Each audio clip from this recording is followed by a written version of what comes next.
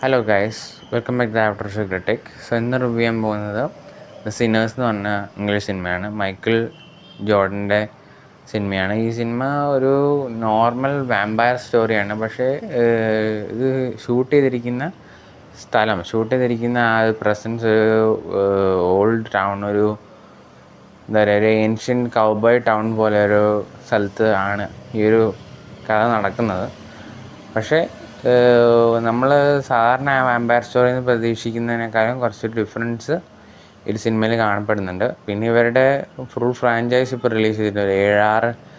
ആറേഴ് സിനിമ ഇവർ റിലീസ് ചെയ്യാൻ നോക്കുന്നുണ്ട്.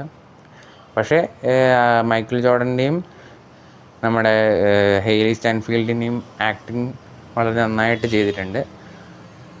സോ ഓവറോൾ നോക്കുമ്പം കുഴപ്പമില്ല. ഇതിനാണ് ഏറ്റവും കൂടുതൽ റേറ്റിംഗ് ഇതുവരെ കിട്ടിയ ഹൊറർ സിനിമേനേക്കാളും ഏറ്റവും ഹയസ്റ്റ് റേറ്റിംഗ് ഈ സിനിമയിൽ കിട്ടിയിട്ടുണ്ട്.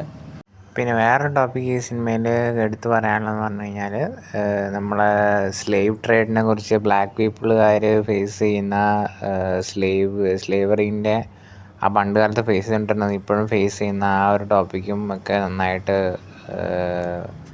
പോർട്രേ ചെയ്തിട്ടുണ്ട്.